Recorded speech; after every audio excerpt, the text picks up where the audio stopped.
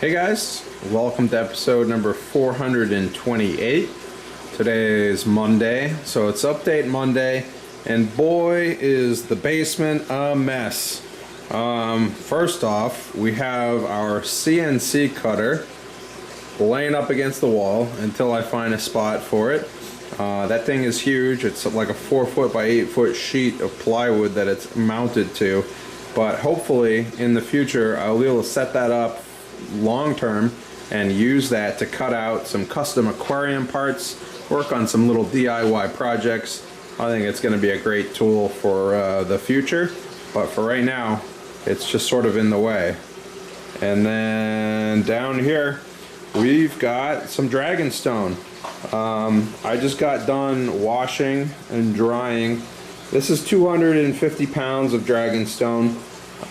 We've got two other types of stone as well, rainbow stone and Suryu stone. Anyways, it's basically like premium aquascaping material, and we got a giant pallet of it in. I managed to get it inside right before a giant snowstorm hit, and this stuff was pretty muddy, so I went ahead and hand washed every single piece that's down here, and now I'm just letting it dry out before I weigh it and start to box it up. So look forward to some aquascaping materials in the future for my aquarium box. It's something that we're going to start to offer here once we have the space to get everything all set up. So right now it's occupying the floor space in the fish room, but we're working on getting some dedicated space for stuff like this in the future. These pieces right here are like 20 or 30 pounds a piece. It's absolutely insane how big they are.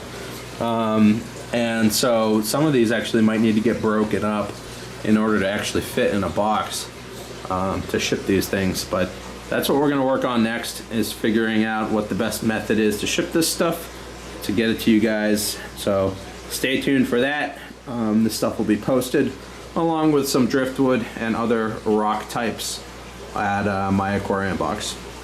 And maybe you'll get some samples of this stuff in a my aquarium box in the future. I mean, even getting a small piece like this is probably enough to get a sense for what this rock is actually like, what it looks like underwater, what it might look like in your tank. Think of it like a 3D paint chip. But anyways, that's what's going on the floor here in the fish room. And the main focus of this video is actually this wall right here. But before I get to the wall and the plans for this wall, I've talked about it in the past, I'll talk about it again. We need to talk about sort of how we got here and why it's taken so long. So what I want to do on this wall is a little bit of a breeding setup, a breeding rack. I want it to sit flush against the wall. I want to use the Marina hang-on breeder boxes along with some gutters and build a system which is going to allow me to breed fish or crayfish or whatever else, and put those in separate breeder boxes along that wall, and then utilize that drain line for the wastewater. So before I could put this system in, I had to do a few things, and it's taken me a long time, I know. I had to move this 300-gallon stock tank. You saw me do that. I had to install the barrels back there. I actually had to move all of that in order to install the drain line right there, and then I needed to install the axolotl tank down here before I could tackle the wall above it. Now, I just made this polycarbonate lid, twin wall polycarbonate lid. You saw in a past video where I used little acrylic hinges, and so I think that's the next thing I'm going to do here to get this to be a hinged lid.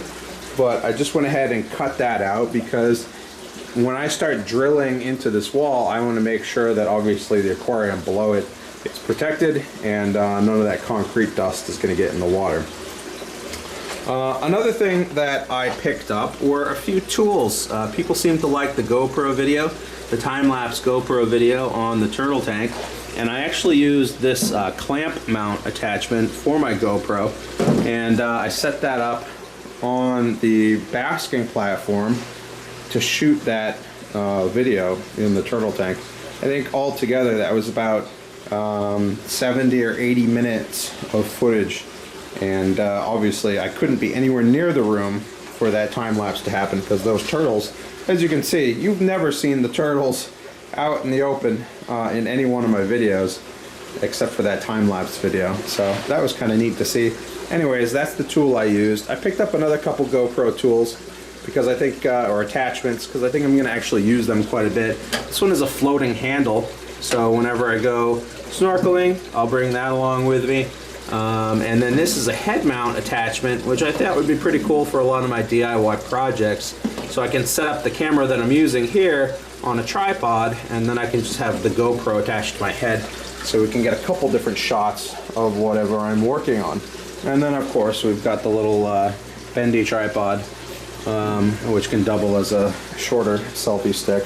But anyways, I just wanted to let you know that I had those available at this point. So it's all about the right tools for your toolbox to shoot videos. So definitely look forward to me using those in videos coming up. And look forward to the plans for this wall, because that's the next project, the next big project that I'm going to tackle down here in the fish room. So anyways guys, that's where I'm at right now. It's pretty cold outside, pretty snowy out there, so I'm having a great time down here in the basement. It's nice and warm. All the fish are having a blast. The drip system is now operational, so I no longer have to worry about doing big water changes, and I'm just loving life. Just thinking of things that I can improve down here in the fish room, and working away at it, one project at a time. One small thing that I do need to do is actually raise that breeding box back out of the water. You can see it's submerged. It's been like that for a couple weeks. The fish actually like it. They like to hang out there, but that occurred, it flooded when I installed that overflow over there, so I just got to bump this up a little bit. It might not be there for the long term. I might find something that's a little bit nicer looking. As I've said in the past, I do want to make this stock tank a little bit more presentable, a little bit more natural looking, so that there are less milk crates and more driftwood and beaches and things of that nature. But we'll figure that out as we go. But for right now, that's what I'm working on. That's what's going on down here in the fish room. I've got some glass to clean. I got the bottoms of some tanks to clean. The maintenance never ends. But for right now, that's all I've got. Hope you guys enjoyed. Look forward to the aquascaping materials, both the rock and the driftwood. And I'll see you guys later.